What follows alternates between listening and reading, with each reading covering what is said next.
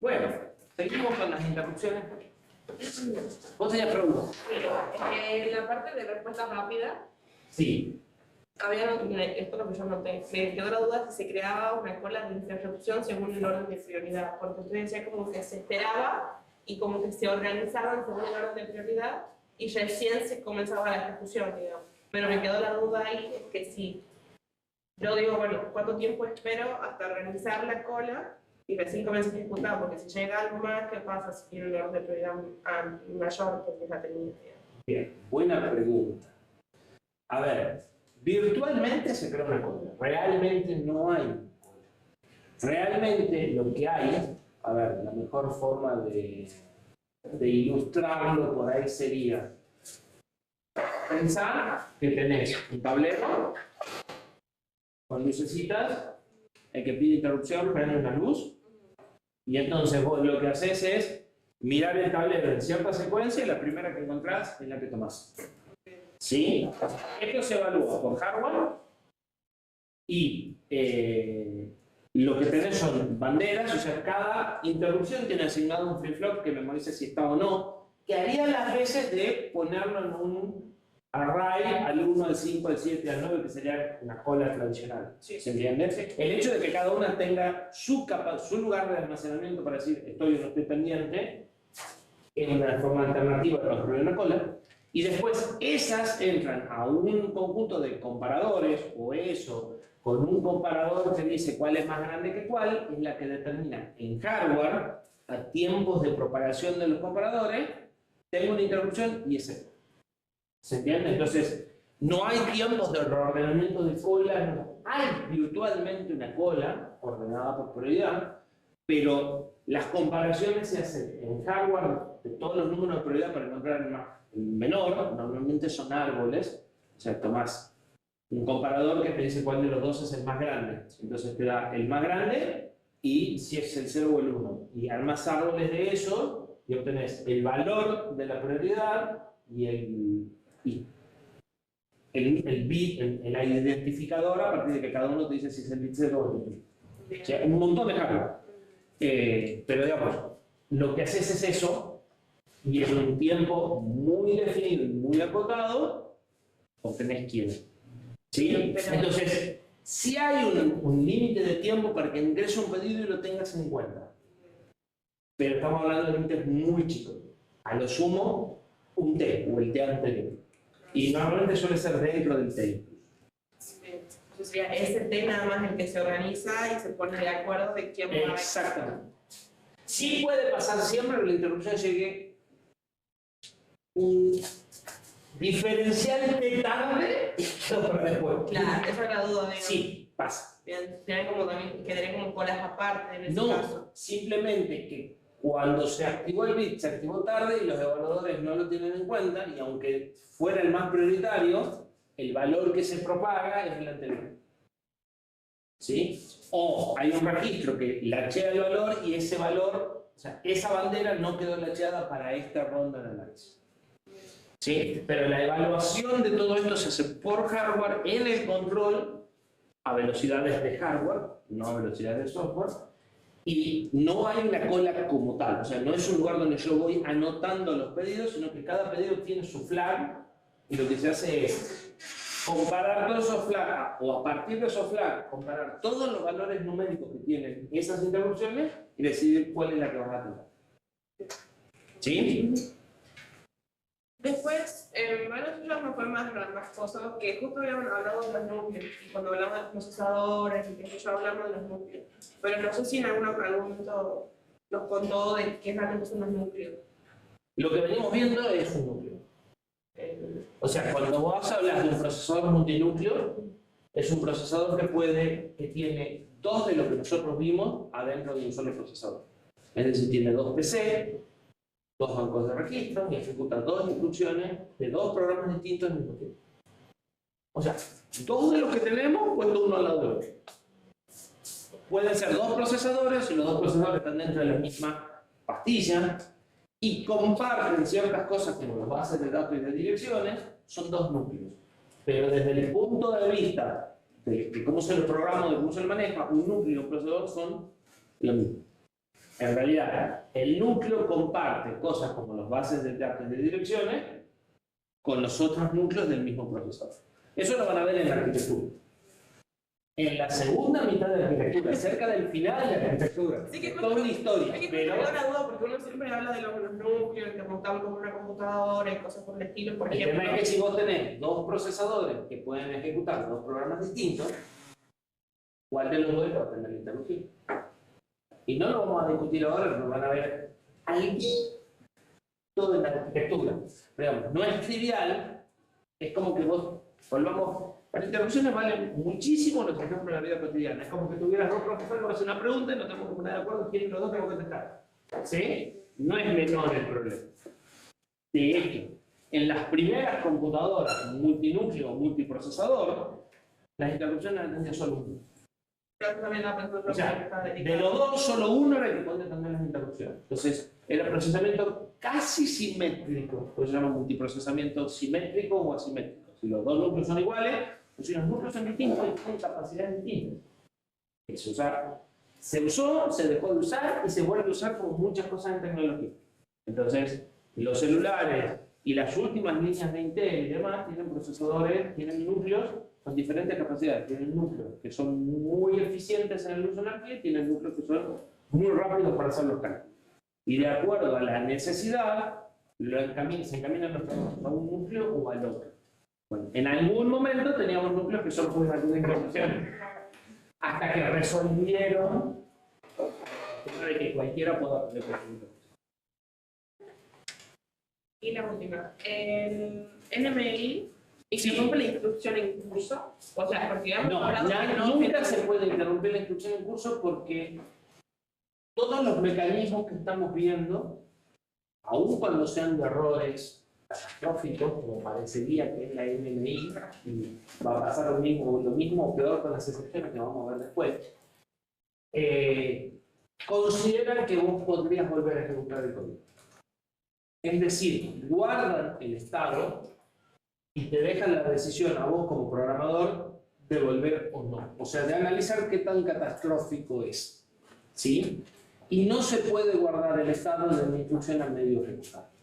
Vos no podés guardar la mitad de la suma de los registros. O guardar los registros antes de la suma o guardar los registros después. Entonces, las instrucciones son atómicas. No se pueden cortar al medio. Lo que en algún momento se va a hacer cuando veas en la arquitectura, nosotros demoramos 5 ciclos T en ejecutar una instrucción. En arquitectura vas a demorar los mismos ciclos T para ejecutar 5 instrucciones. Porque mientras haces el fetch de uno, vas a hacer el decode de la que sigue, el cálculo de dirección de la que sigue, el execute de la que sigue y los resultados de la que sigue. Cuando llegue la interrupción, me apareció un programa diciéndole cuáles termino y cuáles cancelo. Entonces, lo que se puede hacer es no completar una instrucción y dejarlo justo antes de. Pero o lo dejas antes o lo dejas después. Al medio es imposible dejar. ¿Sí? En los procesadores que nosotros estamos viendo, las instrucciones se completan. En algunos va a haber que va a decir, bueno, de acá para acá completo, de acá para acá descargo. ¿Sí? Si no llegaste a escribir los resultados del registro, podés frenarte y no hacerlo. Pero entonces no hiciste nada. ¿Sí? Entonces siempre la atención de la interrupción va a estar o en esta instrucción o en la que sigue o en la anterior, pero la instrucción es completa. ¿Sí? Y vamos a ver ahora que son las excepciones, que son más para manejar errores, también van a seguir la misma lógica. O sea, la posibilidad de volver a lo que estabas haciendo siempre está. Es decisión del programa volver o no. Pero el control te da las facilidades para volver. Si bien la NMI se suele utilizar para gestionar errores, es importante que quede claro que en realidad es una interrupción prioritaria. La pueden usar para lo que quieran. Es como que el primer uso que se nos ocurre es gestionar errores y en lugar de estar permanentemente buscando errores, decir, bueno, cuando hay un error voy por acá y yo sé que siempre lo voy a atender. ¿Sí? Es un patrón que se usa incluso en programación con las excepciones. En lugar de estar validando los resultados permanentemente, opero bajo el supuesto de que anda bien y me llega la documentación del error y trato el error de una forma distinta. ¿Sí? Bien. ¿Alguna otra duda? Iván ya me había dicho que tenía dudas, por eso.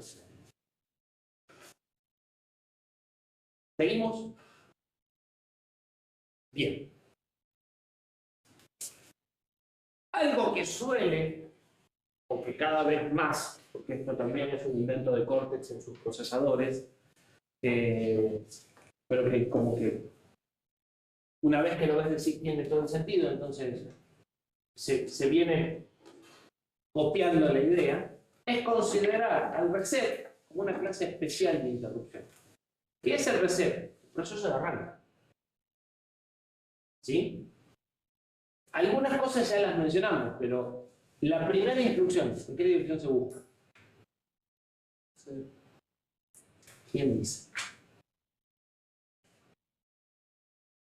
Dos procesadores atrás se buscaban la FFFF. De verdad. ¿Sí? Lo cierto es que yo tengo que poner el programa en un lugar tal que cuando el procesador arranque lo empiece a ejecutar. ¿Sí? Y además, el procesador se puede resetear por muchas razones mientras estaba andando. Lo puedo resetear yo voluntariamente porque apreté el botón de reset. Se puede resetear porque hubo un golpe de tensión. Bajó la tensión por debajo de la tensión de operación y vuelve y se resetea. Se puede resetear porque me di cuenta que el programa está haciendo estupideces. Hay un mecanismo que por ahí lo comentamos en los temporizadores, que es dar una señal de vida cada X tiempo. Se puede ver muy sencillamente como un capacitor con una resistencia. Tendrá que calculo que sí.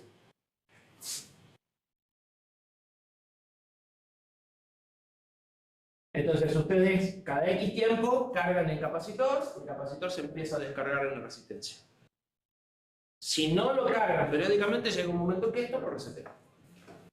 Entonces cada 100 milisegundos tengo que ver si estoy vivo.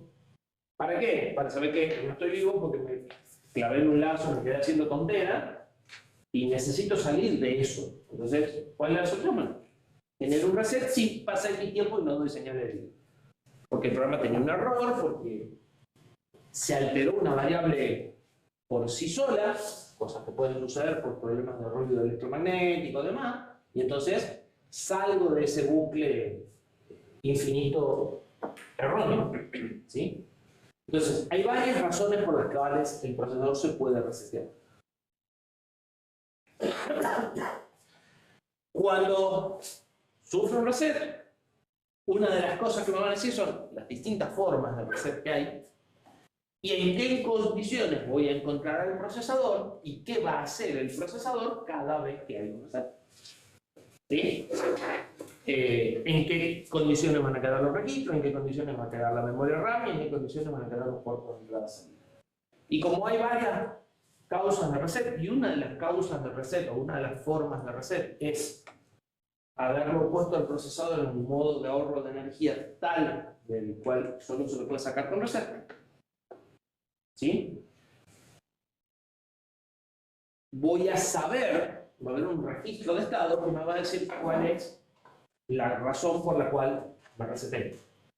Para que yo tome distintas decisiones en función de por qué me reseteo y en función de por qué me reseteo sé que los registros están borrados pero los puertos de entrada y salida ya están configurados. ¿Por qué? ¿Sí? Y entonces yo puedo cambiar las razones por las que me reseteo y registrar que hubo un error o entrar en un modo especial para decir, mira, me reseteé porque me perdí en un lazo, así que algo no está bien. ¿Sí? Entonces, para tomar esas decisiones hay un registro de estado que me dice cuál es la condición de reset, por qué me reseteé, y me dicen cómo queda el procesador configurado en esas condiciones. ¿Sí? Y también me van a decir, bueno, normalmente en un reset tengo que asegurar los valores iniciales de las variables si es que la memoria volátil es un estado desconocido. tengo que asegurar la configuración de los puertos, si es que los puertos están en una configuración desconocida o fueron al valor de reset y es distinto al que yo quería. Parte de esto lo vienen haciendo. Lo que está antes del lazo es lo que están haciendo en el reset. ¿Sí? Pero en realidad, lo vamos a ver cuando empezamos a hacer el laboratorio de esto, después, en el micro concreto, antes de llegar a ejecutar el main, hay una serie de cosas que hace el procesador, que es el compilador que escribe. ¿Sí? Y lo vamos a ver. Entonces es como que se ejecuta una rutina parecida a la de interrupción para dejar las cosas en condiciones para que el compilador de C pueda empezar a ejecutar. ¿Sí? Y recién de ahí llegamos a lo que nosotros venimos escribiendo como rutina de configuración o de inicialización. Una de las tareas más importantes del reset desde el punto de vista del control es asignarle un valor al PC y avisarme a mí cuál es el valor del PC para que yo ponga ahí la primera línea de código de lo que estoy haciendo. ¿Sí? Sí, esa es su rutina de reset. ¿Está por defecto en el compilador o nosotros podemos entrar y modificar cosas? Qué buena pregunta. Es parte de lo que quiero mostrar. El compilador traduce el código C a código C. El compilador de C fue diseñado para compilar programas que se ejecutan en un sistema operativo tipo Unix. Nació para eso. Razón por la cual sufrió algunas pequeñas modificaciones o hubo ciertos cambios cuando se lo empezó a usar en embebidos. ¿Por qué? Porque cuando vos estás en un sistema operativo tipo Unix, el que se encarga de inicializarte las variables, o sea, el que se encarga de prepararte todo para que vos empieces a ejecutar, es el sistema operativo. Y el compilador negocia con el sistema operativo ciertas cosas, como abrir el archivo de standard input y de standard output. El archivo de standard input y de standard output es por donde ustedes hacen los printf y por donde hacen los scanf. ¿Sí? Para el sistema Unix esos son archivos, y el hecho de hacer un printf en realidad está imprimiendo en un archivo que es la pantalla que está previamente alojada. Ustedes todo eso no lo hacen en el main, ya está hecho, ustedes hacen printf. Eso quiere decir que el compilador ejecuta una serie de código antes de empezar el main, para que vos te encuentres el main como esperás encontrártelo. ¿Sí? Habla con el sistema operativo para abrir el archivo y para cuando haga un printf sepas cuál es el archivo. Eso se suele llamar o se conoce como pre-main, un fragmento de código que el compilador genera, que el compilador tiene, en función de dónde va a compilar, y que lo ejecuta antes que el tuyo. Por ejemplo, ese bloque inicializa las variables globales. Las variables globales arrancan inicializadas. Bueno, ese código se encarga de inicializar las variables. En los embebidos, ese código es el que maneja el arranque del micro. El compilador en realidad te pide que vos le des el código. El compilador te dice, yo voy a llamar acá, y de acá vos tenés que hacer que yo llegue al main. Y el main tiene una etiqueta main, y el compilador te dice, bueno, dame una etiqueta start. Y yo voy a empezar por start. Normalmente, a vos no te dan el compilador pelado. O sea, no te dan GCC. Mira, este GCC compila para arreglatela. El fabricante hizo un entorno parecido a lo que le dimos nosotros. De hecho, lo que le dimos nosotros es lo que normalmente te da un fabricante. Y dice, mira, vos escribís el código acá y esto sale en la. Perfecto. Para eso hay fragmentos de assembler, está el vector de interrupciones, hay una serie de cosas que el compilador necesita que vos le des para poder armar la imagen final ejecutable. Entonces, el compilador lo único que hace es llamar a esos pedazos de código o compilarlos. Vos tenés que configurar no al compilador, sino el proceso de generación de la imagen, al linker en realidad. El que construye la imagen tal cual va a ir a memoria, o el ejecutable que va a ejecutar Linux, es el linker. El que agarra los fragmentos de código objeto y los convierte en un programa ejecutable de verdad. El linker tiene un archivo que se llama linker script, en donde vos le decís cómo tiene que ordenar los fragmentos y qué tiene que poner en cada cosa y qué va en RAM, qué va en... ¿Sí?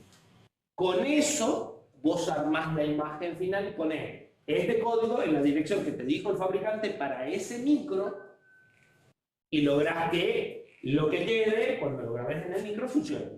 ¿Sí? Normalmente te lo da todo hecho el fabricante. ¿Sí? Entonces, en general, salvo que vos decidas trabajar con un fabricante o que seas muy travieso y decidas ponerte a meter mano, todo eso ya viene como están trabajando ustedes. Yo se los voy a mostrar dónde están las cosas y más o menos qué hacen, como para que sepan que están. Pero no es habitual que la tengas que escribir vos.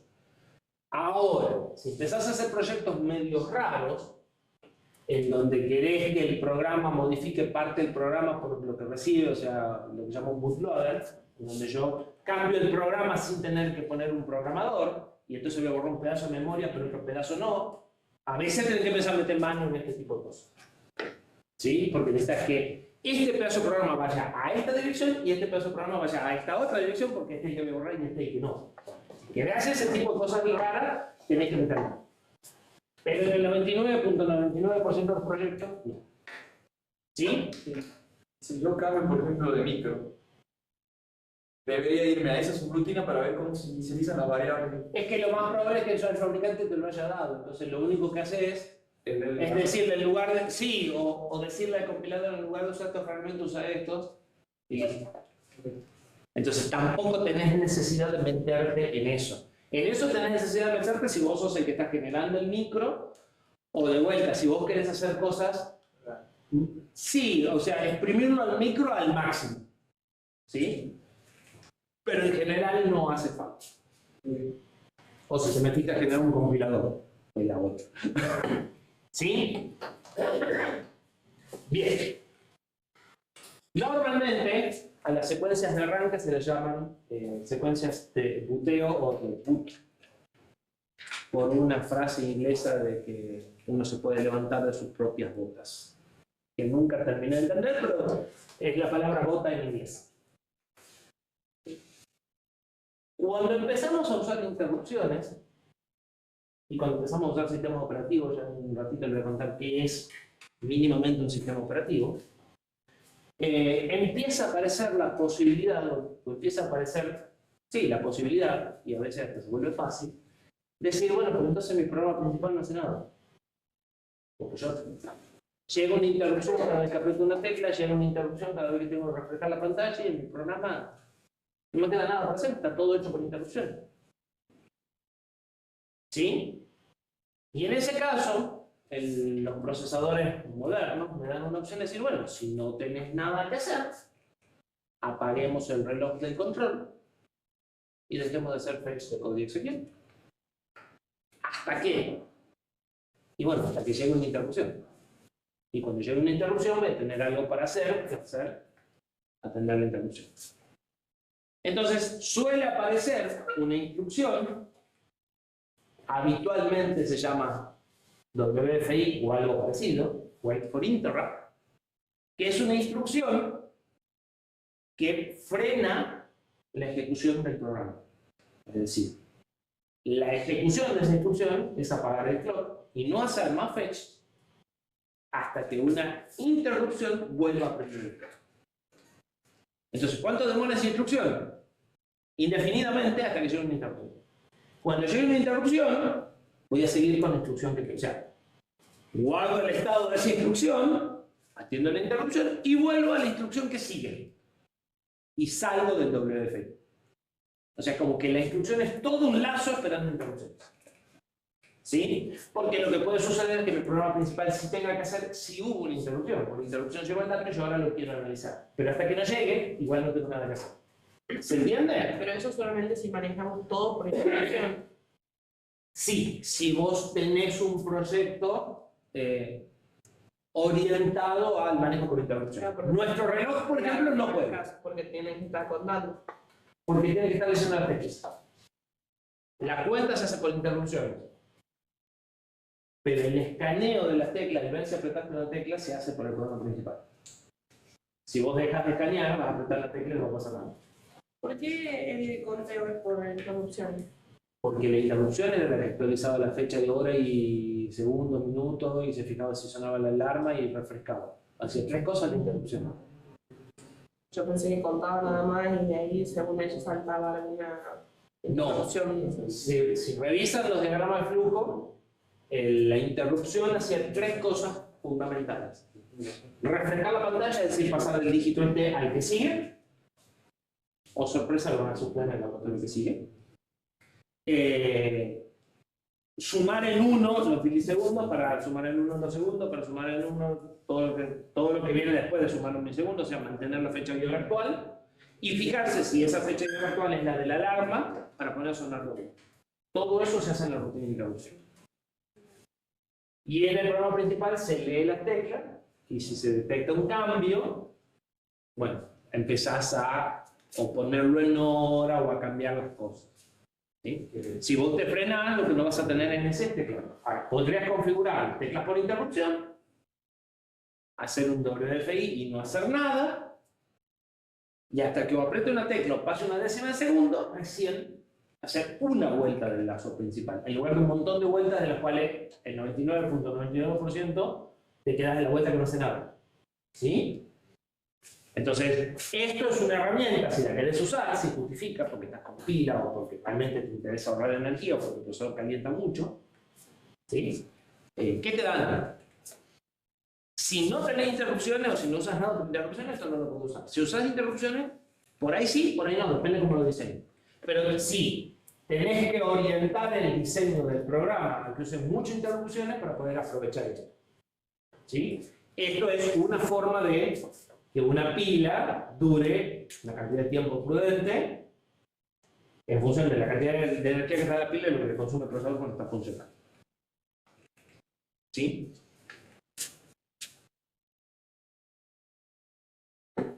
Bien. Y ahora entonces vamos a una pregunta. ¿Qué sucede cuando yo estoy ejecutando un programa y tengo un error? ¿Y qué es una excepción? Interrupción. No, casi. Una interrupción es externa y es algo normal. Me están pidiendo atención a algo que yo sabía que me iba a pedir atención. Y es impredecible en qué momento va a llegar la interrupción. Una excepción es un error. Es algo no está andando bien. Por ejemplo, estoy dividiendo por 0. Por ejemplo, estoy yendo a una dirección de memoria que no existe. Por ejemplo, estoy buscando una instrucción, o sea, la instrucción que estoy tratando de ejecutar no existe, ese código de operación no es de ninguna instrucción. Son errores en tiempo de ejecución que yo no puedo detectar antes del tiempo de ejecución, porque hay errores que ustedes pueden detectar y decir, bueno, para no dividir en 0 me fijo si el dividendo es 0 antes de dividir. Fantástico, puedo yo atrapar el error antes. Pero si el código de instrucción que llegó es inválido, no hay forma de prevenirlo eso. O sea, eso va a ocurrir en el momento en que la instrucción se ejecuta. ¿Sí? Entonces, algunos errores puedo atajar yo haciendo gestión de errores como les enseñaron en programación en la subrutina. Pero otros no. Otros van a ocurrir en el momento en el que se esté ejecutando.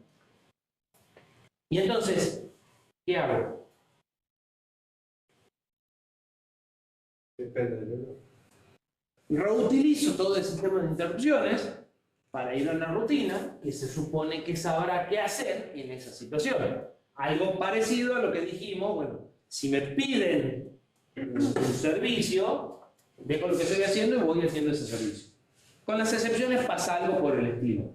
Porque las excepciones no necesariamente son errores, son excepciones. Son cosas que no deberían de suceder, pero que por ahí se pueden arreglar. ¿Sí? Es difícil explicárselo en este momento, pero háganme acordar que se los recuerde en la arquitectura. En arquitectura te van a saber algo que se llama caché. Cuando hay un caché te van a tener ciertas copias de ciertos datos. En cierto momento van a buscar un dato y no va a estar. ¿Sí? Y va a ser una excepción. Si estoy buscando un dato que no está. ¿Qué van a hacer? Le van a pedir al sistema operativo, le van a pedir a alguien que vaya y le ponga ese dato ahí. Y una vez que está el dato, decide. Entonces, no todas las excepciones son insalvables. ¿Se entiende? O sea, es una situación de error. Sí, pero puede ser un error subsanable. A veces sí, a veces no. Entonces, ¿qué va a hacer el procesador? Lo mismo que venimos discutiendo. Me va a dejar todas las herramientas para que yo decida si ese es subsanable, lo arreglo y vuelvo, o no es subsanable, se acabó la ejecución del programa y tomo una decisión distinta. ¿Sí?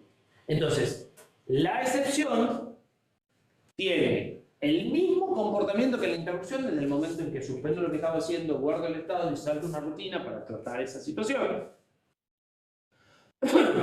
Pero no es como la interrupción porque no es una situación normal, es una situación rara, ¿sí? Generalmente asociada a un error, porque no es un pedido de servicio externo, sino que es una cosa interna del programa. Y porque puedo predecir dónde ocurriría la excepción. No puedo predecir dónde van a ocurrir interrupciones. ¿Se entiende? Pero siempre se puede predecir. Sí, porque vos sabés que esta instrucción es la que puede producir el problema. Porque esta instrucción es la que va a memoria, o esta instrucción es la que hace la división. Entonces, en general, sí podés predecir dónde va a estar, dónde podría ocurrir la excepción. Y tienen orden de prioridad máximo igual que la NMI. Es una buena pregunta. ¿Ustedes qué opinan? ¿Se pueden dar dos excepciones al mismo tiempo en la misma instrucción? O sea, ¿podría ser que la instrucción no pueda hacer dos cosas? O sea, dice que al mismo tiempo salten todos. Porque vamos por partes. Cuando analizamos interrupciones discutimos simultaneidad y anidamiento. Simultaneidad es que en la misma instrucción llegan dos interrupciones o me doy cuenta de que hay dos interrupciones. ¿Sí? Anidamiento es que estoy en una y llega otra. Entonces, el anidamiento en la excepción sería que mientras yo estoy tratando de arreglar un error, me surja otro error en mi código que sirve para arreglar el error. ¿Imposible? No, pero suena poco probable, ¿verdad? Sin embargo, calculo que se da, pero...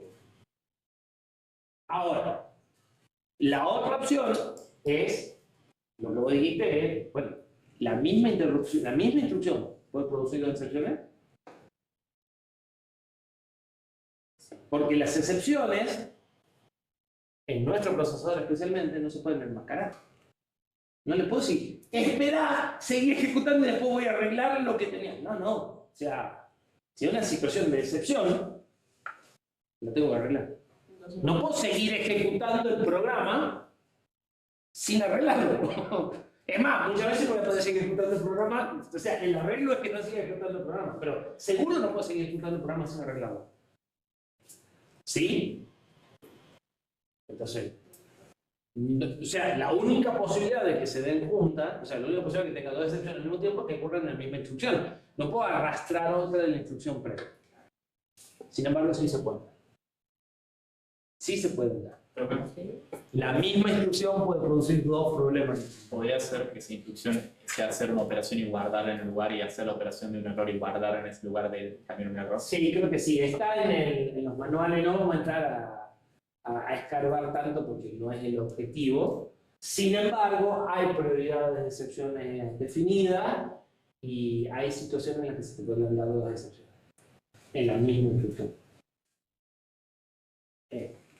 Pero digamos, es como una situación bastante rebuscada, ¿no?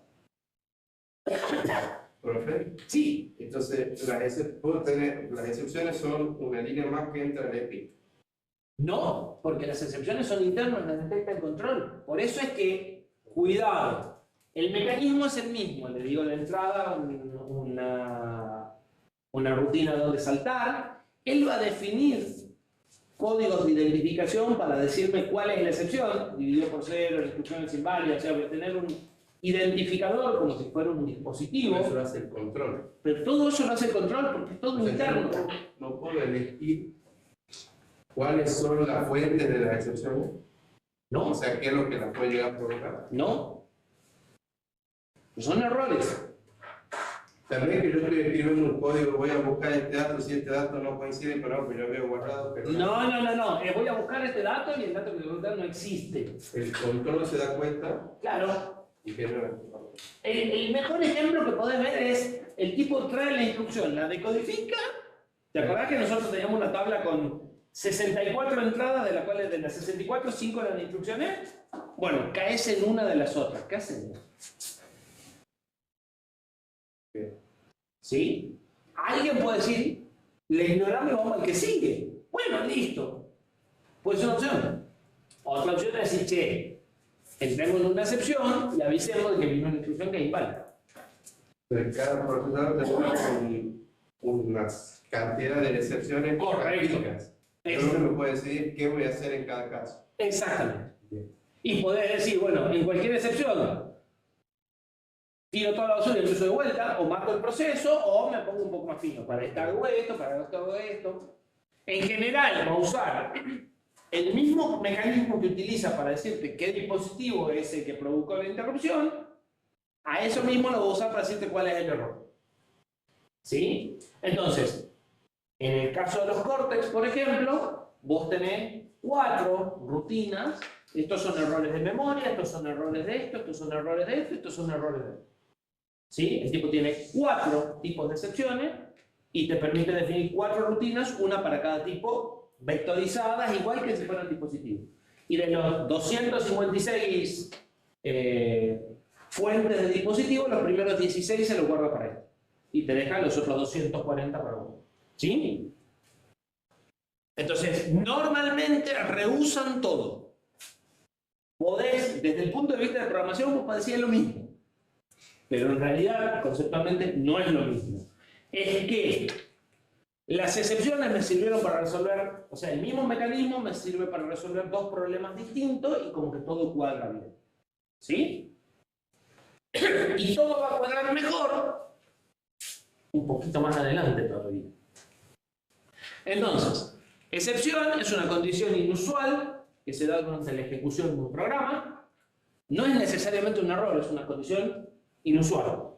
¿Sí? Porque un error siempre pensamos que va a ser insalvable y no, hay excepciones que son salvables. Pueden ser internas, por ejemplo, que la instrucción es inválida, pueden ser externas en el sentido de que ocurren afuera del núcleo, estoy tratando de acceder a memoria inválida, sin embargo, el que la detecta ese control igual. ¿Sí? Y algo que es importante es que la excepción produce un cambio, o sea, guarda el estado y entra en otro programa, igual que la interrupción. Entonces, a ese proceso, a partir de ahora lo vamos a llamar trap.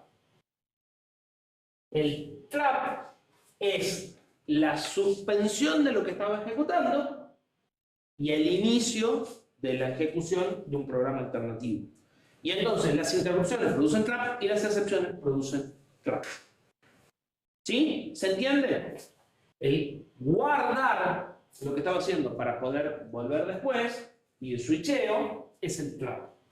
Y también a veces se habla de cambio de contexto. Dejo el contexto del programa y entro en el contexto de la excepción o de la interrupción o de la rutina de software. ¿Sí?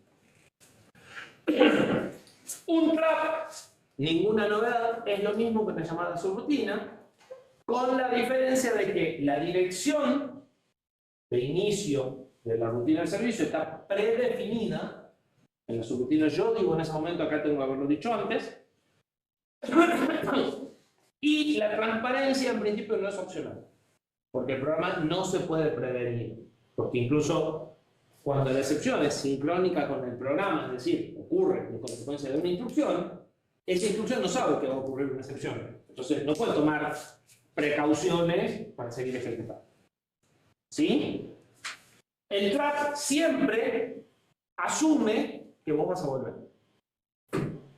Y ya queda a criterio tuyo si vas a volver o si vas a reiniciar o si estás en un sistema tu operativo múltiplo lo vas a matar a ese proceso, así, error general, se acabó y pasamos a otra cosa. Pero ¿Sí? el trap guarda como ya terminó la instrucción. Claro, el trap siempre se da al final de una instrucción. ¿Sí? Y entonces la interrupción que llega en cualquier momento va a producir el trap al final de la instrucción. ¿Sí? Y la excepción que se da en el medio de la instrucción va a producir el trap en realidad al principio de la instrucción. Porque la instrucción queda pendiente. Porque como no se pudo ejecutar, se vuelve a tratar de ejecutar después del trap. ¿Sí? ¿Se entiende? Bien.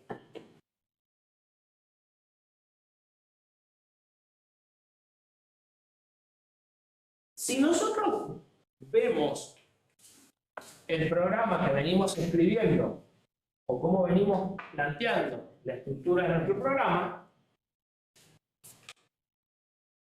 programa tiene al inicio que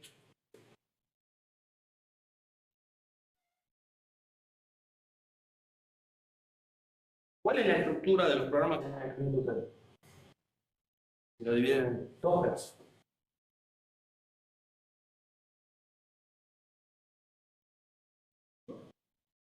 ¿Código? Sí. Directivas al compilador. No, eso no es código. ¿Cómo es el mail que hicieron ayer? Antes de ayer. Declara una variable. Más que eso. Código que haga cosas. Habilito el reloj. Que habilito el reloj primero. Por ejemplo, O sea, instrucciones y un loop, un abrazo. un fragmento Sí. y después un lazo. ¿Y en ese fragmento qué hace? Inicializó. Configura cosas. ¿Sí? Es la rutina de arranque que estábamos hablando. Detalle más, detalle menos. Por ahí escribís todo vos, por ahí escribís un pedazo tiene preescrito el compilador. Pero vos tenés una configuración inicial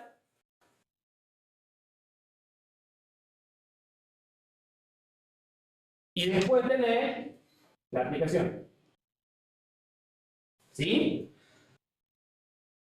Pero venimos hablando de que tenemos que definir rutinas para ciertas cosas. Si usamos interrupciones, ¿verdad? ¿Para qué tenemos que definir rutinas? Para posible.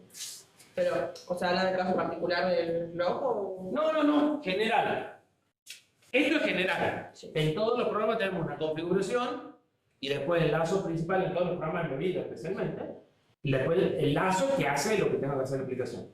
Si ahora trabajamos con interrupciones y organizamos nuestro código bien ordenado y tenemos funciones para manejar los dispositivos, esta aplicación en realidad tiene los drivers, que son todos los fragmentos de código para manejar los displays, los botones y demás, las rutinas de servicio de las interrupciones que están asociadas a estos dispositivos, porque las rutinas de servicio son para atender dispositivos. Entonces, si yo ya armé una biblioteca que maneja a los dispositivos, las rutinas de servicio probablemente estén ahí adentro. O sea, ustedes hicieron una rutina para manejar la pantalla multiplexada. En cuanto tengamos cómo hacer una interrupción temporizada, está todo metido ahí adentro. Le digo a la pantalla arrancar y ese ya pone su rutina de interrupción y se refresca y yo me olvido. ¿Sí? ¿Se entiende? Y acabamos de encontrar que también debería de poner rutina para gestionar errores. Para las excepciones. ¿Estamos de acuerdo? Si se fijan, esto y esto dependen más de la plataforma que del problema. ¿Qué es la plataforma? El procesador en particular que están ejecutando, los periféricos que tengo a la vuelta, etc. Y ya lo descubrieron en el laboratorio que acaban de rendir, donde lo único que tocaron fue el main. Y cambiaron de un reloj a un dado sin tocar casi nada del resto. ¿Estamos de acuerdo? ¿Sí? Bueno. Si a todo esto lo hacemos muy reutilizable, es decir, que sirva para varias plataformas, para cualquier aplicación, o sea, con un poco más de ganas de lo que hicieron, lo que tenemos es un sistema operativo. ¿Qué es el sistema operativo? La colección de todas las rutinas, la que manejan los dispositivos, la que manejan el error, la que maneja la configuración inicial, para que desarrollar una aplicación sea más fácil. ¿Por qué? Porque todo esto ya está resuelto por otro. ¿Se entiende? ¿Sí? Ahora, casi un pasito después, o ya viéndolo en la misma forma que estamos hablando, dijimos que muchas veces esta aplicación no va a tener nada que hacer hasta que no llegue una interrupción, hasta que no pasen ciertas cosas. ¿Sí? Ya dijimos que si nuestro reloj trabajara con teclas, con interrupciones con teclas y con interrupciones por pantalla, hasta que no apriete una tecla yo no tengo nada que hacer. ¿Sí? Entonces, se puede avanzar un poco más y decir, mis aplicaciones le van a avisar al sistema operativo qué es lo que esperan y yo podré estar haciendo más de una aplicación al mismo tiempo. Porque mientras la aplicación del reloj no tiene nada que hacer, pongo en tabla de termómetro. ¿Sí? Y entonces puedo hacer varias aplicaciones que conviven y reutilizan los recursos. ¿Y qué pasa en el caso de que se tengan que utilizar los recursos al mismo tiempo? Bueno, ahí aparece la razón de por qué el sistema operativo va a necesitar estar por encima de las aplicaciones, para poder decidir quién las usa o en qué momento, o para evitar que una aplicación dañe a otra aplicación. Sobre todo si las aplicaciones las escriben gente distinta. Porque si esto es el reloj, o es un sistema embebido, que es relativamente pequeño, y lo escribió mi equipo de desarrollo todas las aplicaciones, no voy a tener muchos problemas entre aplicación y aplicación, las escribí todas yo. Ahora, si una aplicación la escribo yo, otra aplicación la escribo en inglés, otra aplicación la escribo en chino, que ni nos conocemos, hay muchas más probabilidades de que esas aplicaciones no convivan.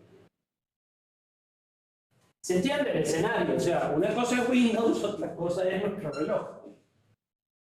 Nuestro reloj puede tener sistema operativo, pero las necesidades del sistema operativo de nuestro reloj van a ser distintas a las de Windows. ¿Sí?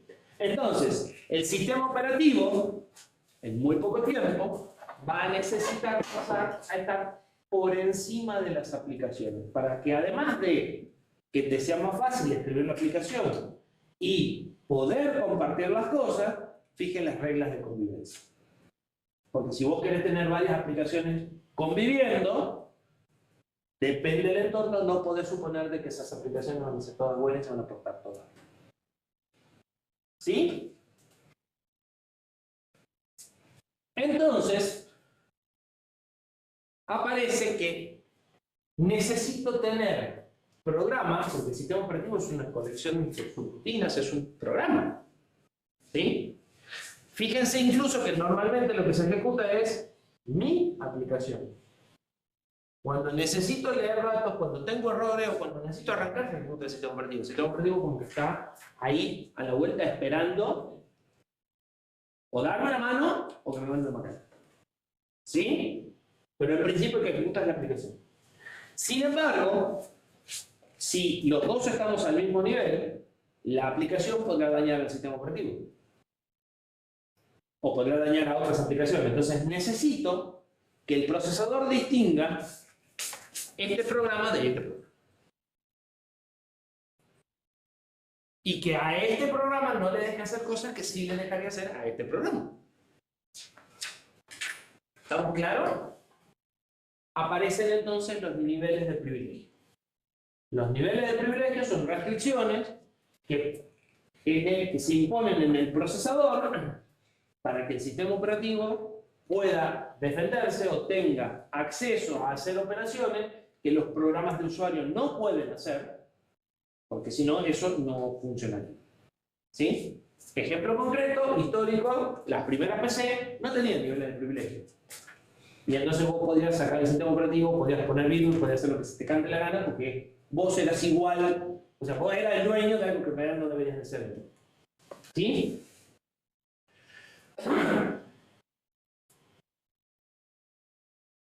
Claramente el procesador, o sea, ¿qué es lo primero que se ejecuta? La rutina de configuración inicial. Es una de las cosas que dijimos que vaya para el sistema operativo. ¿Sí? Entonces, el procesador va a arrancar con los niveles de privilegio máximo. Lo deja hacer lo que quiere. Todo lo que venimos ejecutando nosotros hasta ahora son un sistema operativo. Va a configurar todo lo que tiene que configurar. ¿Y qué va a hacer antes de empezar a ejecutar este programa? ¿Le das privilegio al sistema operativo? ¿Le das privilegio al sistema operativo? ¿Cómo? No, para. Dar privilegio quiere decir que puedes hacer lo que vos quieras. Restringirte quiere decir que no podés hacer cualquier cosa. El sistema operativo tiene que correr con privilegio. Las aplicaciones tienen que correr restringir, sin privilegio. Entonces, arranca el sistema operativo, configura todo lo que tiene que configurar, y antes de poner a ejecutar la aplicación, ¿qué hace? Se bajan los permisos. ¿Sí? Y el programa se ejecuta.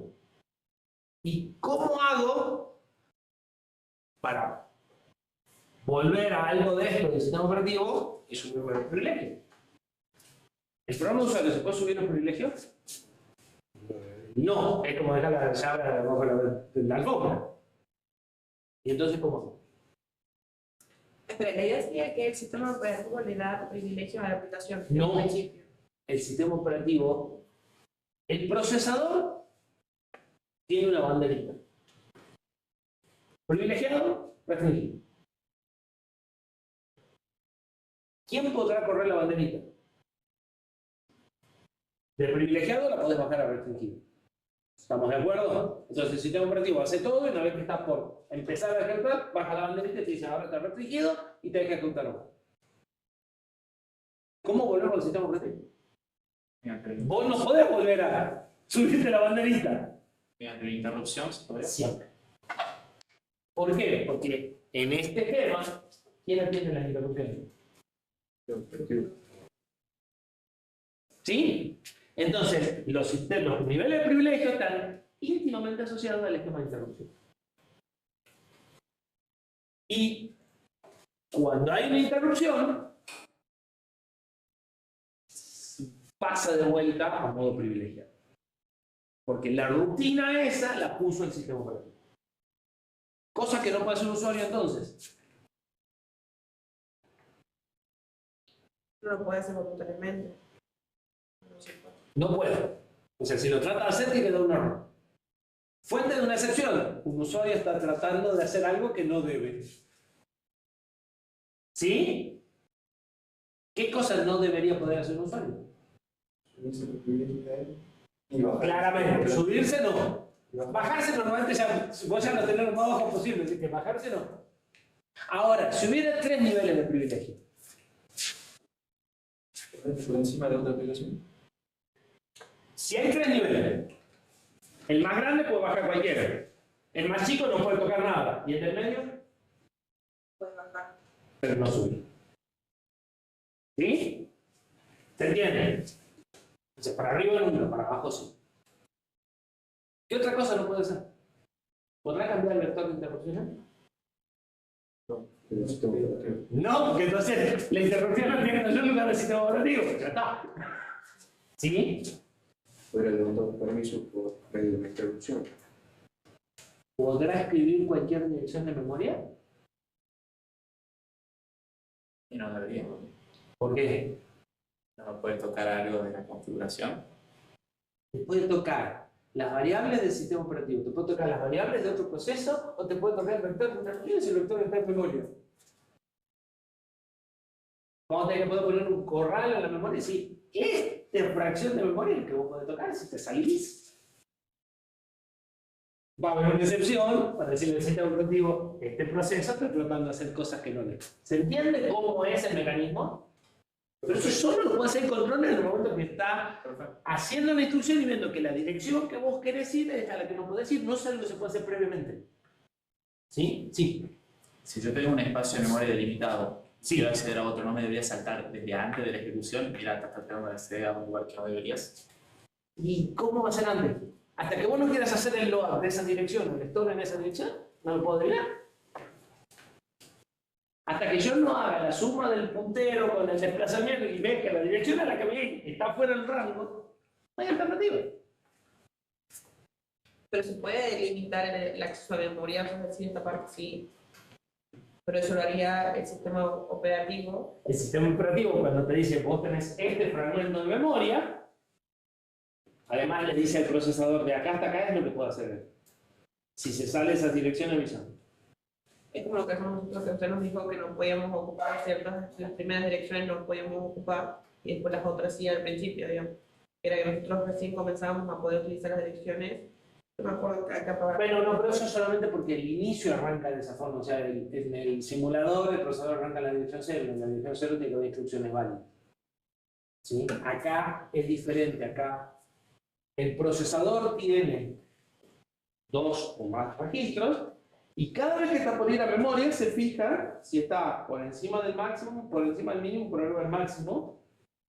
¿Sí? Y si la dirección de memoria está dentro del rango que vos podés usar, porque estás en modo restringido, te deja. Y si no, salta una excepción, congela y se va a decir, está tratando de salirse de las direcciones que me diste.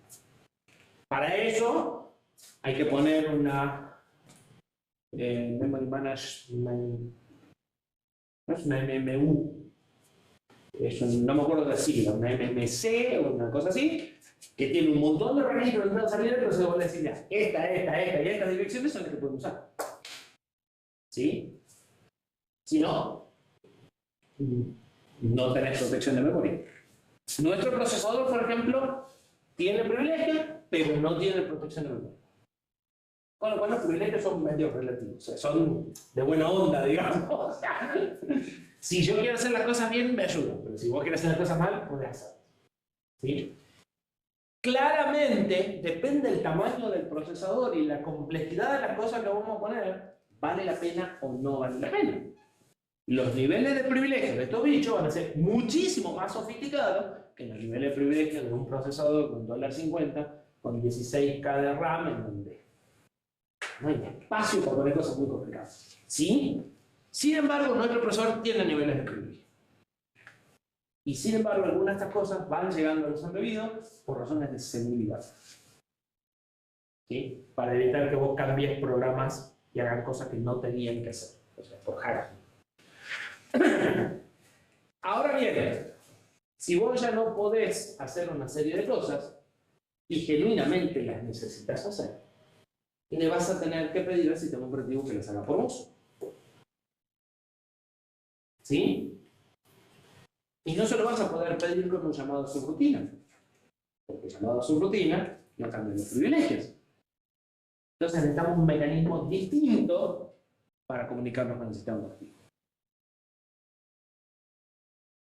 ¿A alguien se le ocurre qué? Las excepciones, pero...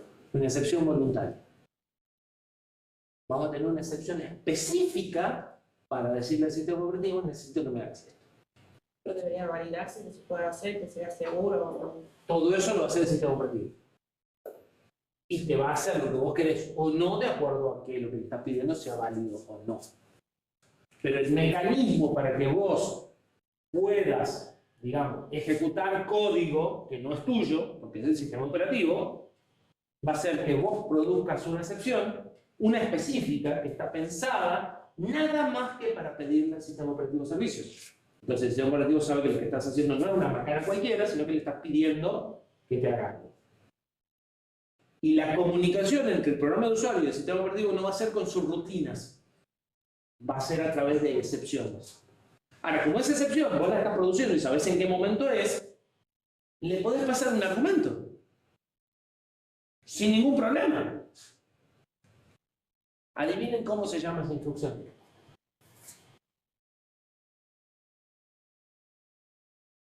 Echo.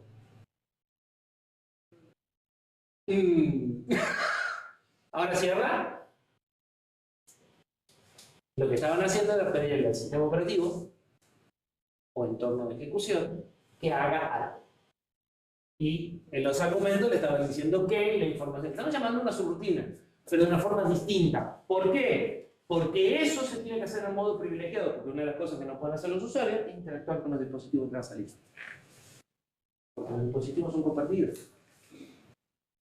En ese momento ya teníamos niveles de prioridad. No, pero el simulador simula que vos estás en modo usuario. O sea, la arquitectura RISC-V define niveles de prioridad que se pueden implementar o no de acuerdo al procesador y de acuerdo a lo que haga falta. El simulador, o sea, la arquitectura define que el nivel de privilegio más básico que hay es el modo usuario, porque el modo usuario no va a hacer nada. ¿Sí? Entonces, el simulador simula ese entorno. ¿Sí? ¿Qué es lo que sucede cuando vos escribís un programa para Linux, para Windows o para cualquier cosa? Que estás en modo usuario y no podés tocar interrupciones, no podés hacer nada. Entonces, el simulador simula ese entorno. ¿Sí? En ese entorno, para escribir en la pantalla, vos no tenés acceso a la pantalla. Le tenés que pedir al sistema operativo que escriba en la pantalla. Porque escribir en la pantalla incluso es escribir en un archivo. En Linux, en Windows es una cosa distinta. Entonces, parte de la idea del sistema operativo es que vos te olvides de cómo se hace todo eso y le digas, pues, escribir en la pantalla. O sea, exactamente lo que hicieron en el economy. Escribir en la pantalla, vos sabrás dónde sale esta cadena, cómo sale esta cadena. En los embebidos incluso se usa eso mismo y se manda por un puerto serial de comunicación.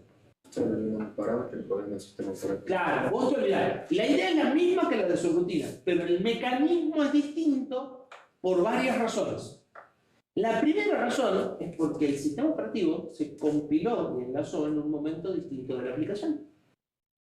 Cuando compilaste Windows, ¿dónde está la rutina de primer pantalla? ¿En qué dirección? Nadie sabe. Al usar un mecanismo de excepciones, no necesito saber la dirección. El sistema operativo ya le dijo en la configuración, cuando haga esto, llama a la rutina que yo puse en tal lugar. Ahora podés compilar la aplicación por separado del sistema operativo. ¿Se entiende? Eso se llama enlazamiento dinámico. ¿Cómo es subrutina de qué? Para vos llamar una subrutina, tenés que saber la dirección del punto de entrada, o sea, por dónde empieza. Pero Linux ya está compilado.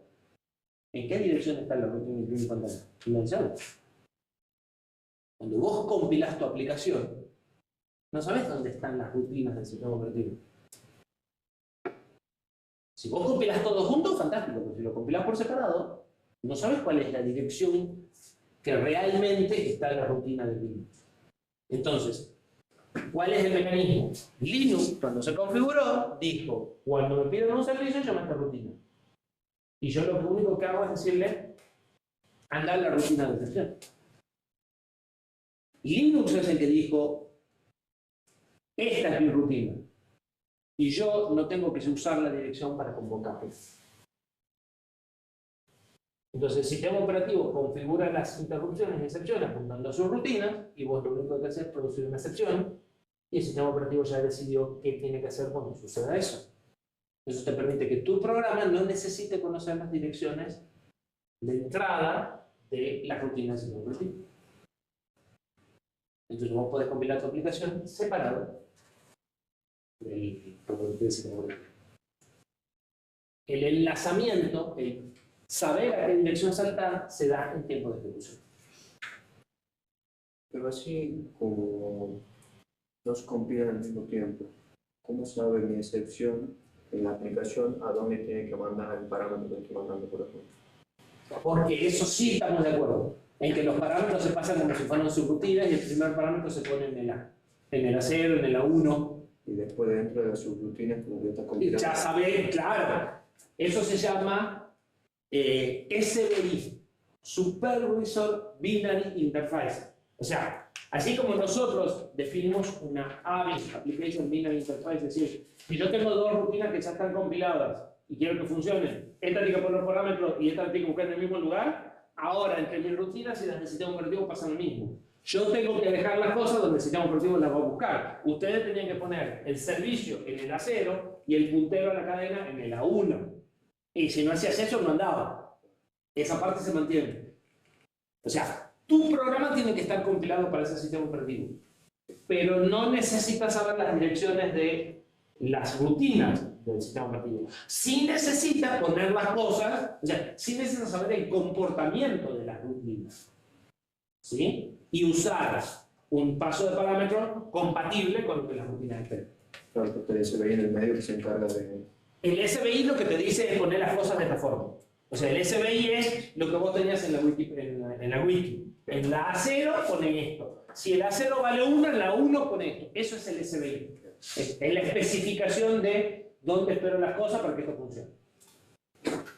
Es el equivalente, de hecho son la misma, o son compatibles, es el equivalente a la ABI, que era decir, en el A0 vamos a pasar los argumentos, en el A1 vamos a tener, ¿sí? Pero ahora no es entre dos rutinas de la aplicación, sino entre la aplicación y el sistema operativo. Y pasa lo mismo con leer, o sea, con leer la, de todo dispositivo, leer que... Sí, lo que pasa es que el simulador no tiene cómo leer el teclado, por eso no te dan el servicio de leer el teclado.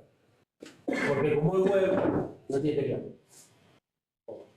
No resolvieron el tema del teclado. Pero debería, o sea, Sí, en sí, realidad... ya sé que debería, pero no lo tiene. Sí, pero eso es un problema de que el simulador es bueno, nada más. ¿Profe? Sí, Entonces, el procesador tiene excepciones por errores típicos y excepciones destinadas al sistema operativo. tiene excepciones para manejar condiciones inusuales en la ejecución del programa. Y eso es muy amplio. Incluye errores, incluye situaciones que vos sabés que van a suceder, como fallos de página, errores como protecciones de memoria, o necesito de tu servicio, que no es un error, pero entra en la misma mecánica. ¿Sí? El procesador tiene que pasar. El procesador tiene que no soporta todo esto, porque si el procesador no lo hace, no hay sistema operativo que lo haga. Por software no podés... O sea, las cosas que estamos discutiendo no se pueden resolver por software, porque tienen que supervisar cada instrucción que se ejecuta, y eso solo lo puede hacer el control del procesador. Entonces, para vos tener un sistema operativo robusto, el hardware te tiene que dar asistencia. Vos podés hacer un sistema operativo malo y no usarlo, pero vos podés hacer el mejor... O sea, no vas a poder hacer un sistema operativo bueno si no tenés un hardware que te respalde. ¿Se entiende? No podés hacer por software este tipo de cosas. Porque no podés por software supervisar cada instrucción que se ejecuta. Básicamente. ¿Sí? Entonces, un diagrama típico del funcionamiento del procesador es este, en donde el reset comienza a ejecutar un programa. Ese programa está en modo privilegiado, porque es la rutina de configuración del sistema operativo, del arranque. Y es un programa, por eso es un thread, a diferencia de un handler, que es una rutina de servicio de interrupción. Esto es lo que ejecuto cuando hay un trap. Esto es mi programa normal, pues. Lo que era la primera parte de mi programa de aplicación, que se lo delega al sistema operativo. ¿Sí? Una vez que termina de eso, se reducen los privilegios y empieza a ejecutar un thread de usuario, que es mi programa de aplicación. Cuando estoy en mi programa de ejecución de usuario y hay una excepción voluntaria porque yo le pido servicio al sistema operativo, o hay una interrupción, o hay una excepción porque yo me estoy tratando de saltar la cerca, cualquiera de las cosas, voy a tener un trap vertical. ¿Por qué vertical? Porque subo del nivel usuario al nivel privilegiado. Pero también podrá suceder que mientras estén ejecutando el thread privilegiado, o sea, rutinas del sistema operativo, haya un trap. Y entonces ahora vamos a hablar de un trap horizontal, porque mantengo los niveles de privilegio. ¿Sí? La única forma de subir los privilegios es a través de un trap. ¿Sí? Y una de las cosas que van a hacer los traps cuando guardan el estado es recordar los niveles de privilegio para volver al nivel de privilegio adecuado.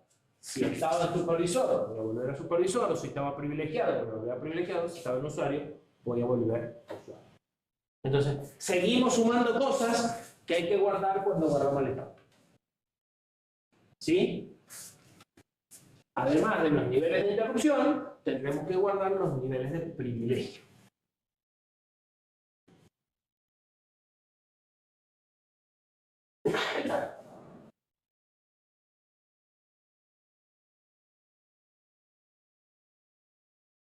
Pasando en limpio lo que acabamos de decir. Un thread es lo que nosotros venimos llamando programa hasta ahora. Lo que decíamos programa principal. Una secuencia de instrucciones que puede llamar a subrutinas o no, ¿sí? Pero es lo que se está ejecutando en condición normal, digamos. No hay interrupción, no hay excepciones, ¿sí? A veces se habla de programas de background, ¿sí? Lo que yo estoy haciendo hasta que. Eso es un thread. Y un handler es la rutina de servicio para la interrupción o para la excepción o para el trap. O sea, ese fragmento de código que voy a ejecutar cuando ocurre un trap. Por la razón que sea. Trap horizontal es un trap en el que estaba en un nivel de privilegio y sigo en el mismo nivel de privilegio. Y un trap vertical es uno que me lleva de un modo menos privilegiado a uno más privilegiado. Normalmente porque estoy en un handler de usuario y me voy a un handler del sistema operativo, ¿sí? O del supervisor. Ese es el vertical. Habíamos dicho que si hay niveles de privilegio y estamos usando esto y yo no puedo hacer ciertas cosas, le tengo que pedir al sistema operativo que las haga por mí. Y que íbamos a provocar una excepción, ¿sí? Específicamente para eso. Para eso va a haber una instrucción en general, una instrucción, que sirve nada más que para producir esa excepción, ese call, en el caso de la nuestra ya la conocemos, ¿sí? Que a la larga se va a comportar como una llamada subrutina sin argumento. Que lo que va a suceder es, me voy a ir a ejecutar eso y cuando termine voy a volver, y es como si hubiera llamado una subrutina. La única diferencia es que no tengo que ponerle la dirección de puerto. Sí. Si yo no le mando argumentos al sistema operativo, ¿cómo sabe que le estoy pidiendo? Si le mandás argumentos, pero en los registros, no en la instrucción. Ah, bien. O sea, usás las convenciones de paso de argumentos y los dejas en la pila, los dejas en... ¿sí? Pero la instrucción en sí no necesita operando. Bien. A veces sí, ¿no? Hay call que llevan un número y ese número es lo que vos estás poniendo en el acero que se llama identificador de servicio, porque esto tiene otra consecuencia. Todo el sistema operativo te tiene que tener a través de una subrutina. Que después tendrá un salto y saltará a su rutina, ¿no? Pero es como que tener una sola ventanilla de atención. Entonces esa ventanilla de atención lo primero que tiene que hacer es decir que cree. Entonces el primer argumento de una rutina de la interacción con el sistema operativo es un código numérico que dice quiero imprimir por pantalla, quiero leer por teclado, quiero imprimir una cadena, que lo conocen, hay que estar en el acero. Bueno, algunos procesadores te dicen ECOL 27. Y entonces ese 27, el sistema operativo lo recibe en un registro y no lo tenés que poner en el acero. ¿Sí? Pero lo que ninguna tiene es la dirección de memoria. Lo que es clave es que vos no necesitas conocer la dirección de memoria. Porque eso es lo que te permite el enlazamiento dinámico. O sea, que se resuelva en tiempo de ejecución y eso es la llave para que vos puedas compilar los dos programas por separado.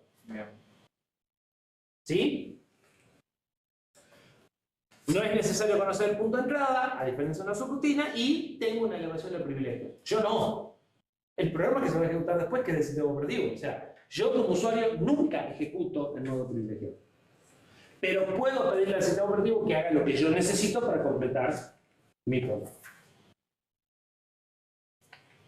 Como es provocada, puedo usar los registros para pasar argumentos, que es una excepción de una interrupción normalmente no se podía. Ah, bueno, pero esta es muy especial. ¿Sí? Y voy a usar habitualmente los registros para comunicarme, porque yo sé exactamente en qué momento va a suceder y para qué lo estoy haciendo.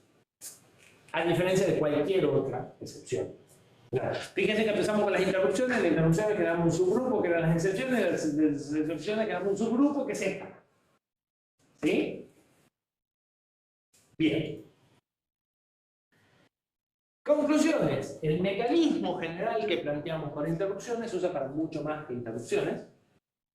¿Sí? Se usa para gestionar errores. Y algo que yo no les conté, se usa para debuguear. ¿Saben cómo hace para ejecutar hasta cierto punto y pararse el programa cuando están debugueando? Una interrupción de segundo. Con un trabajo. Provocado por un registro que se compara con el PC. Entonces, cuando el PC toma cierto valor, genera una interrupción, frena el programa, congela los valores de los micros y vos lo podés ver. Entonces, el mecanismo de debugger también es una excepción. Hay una excepción para debugging. Cuando se compila la línea de esa instrucción, No, está por hardware. Lo que vos haces es, por el canal de comunicaciones, decirle al micro, en el registro de breakpoint 5, pones este valor. Y el PC, cada vez que el control, cada vez que se actualiza, se fija si el PC coincide con alguno de los registros de breakpoint. Y si es así, produce internamente una excepción, o interrupción, como quieran llamar. Entonces, te suspende tu programa y se va a una rutina que te manda por puerto de comunicaciones cómo estaban todos los registros que guardó y dice, así está el programa. ¿Entiendes? El micro también tiene que soportar el debug. Obvio. Pero reutiliza el mecanismo de excepciones y de interrupciones para hacer debugueo. El debugueo se hace a través de una interrupción y de una excepción. Esa es la puerta a tener congelado el estado del proceso en el momento en el que vos quieres. Se puede interrumpir porque el PC coincide con una dirección, o sea, porque estoy trayendo una instrucción, o se puede interrumpir porque el address bus coincide con una dirección, o sea, estoy leyendo una variable. Se pueden poner breakpoints para decirle cuando lea esta variable para, no cuando ejecute esta instrucción para. Cosa útil, porque las variables cambian de valor y no sabemos por qué. ¿Sí? O sea, si hay que tener registro, lo podés comparar con el PC cuando estoy buscando instrucciones, o lo podés comparar con el address bus cada vez que hago un read. Pero el mecanismo es una interrupción y una excepción. Cuando hablamos de interrupciones, excepciones, debugging y todo esto que viene a continuación, las rutinas de servicio al track mandatoriamente tienen que ser rápidas. ¿Sí?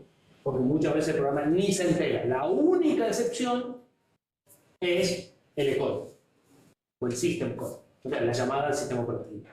Es la única que también tiene que ser transparente, pero que vos sabés qué va a ocurrir. Todas las otras vos como programas no sabés qué va a ocurrir. No podés predecir.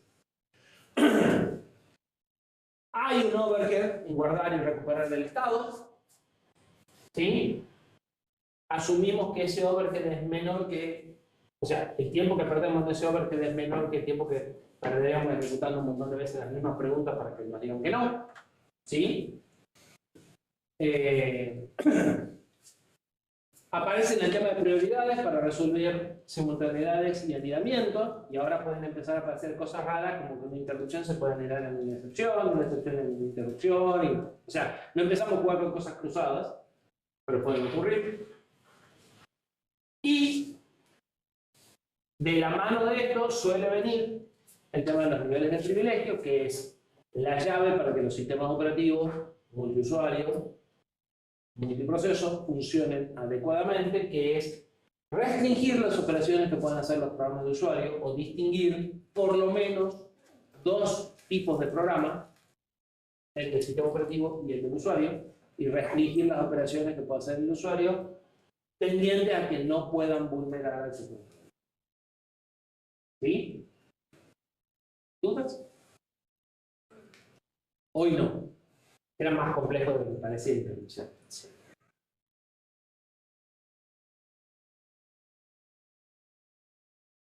¿Cortamos acá? ¿Tengo un recreo largo?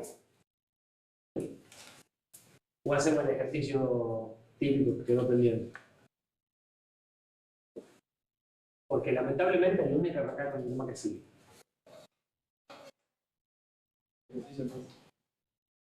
Bueno. Bueno, hagamos el ejercicio el lunes de tercera parte. Ah, no sé, son y 25.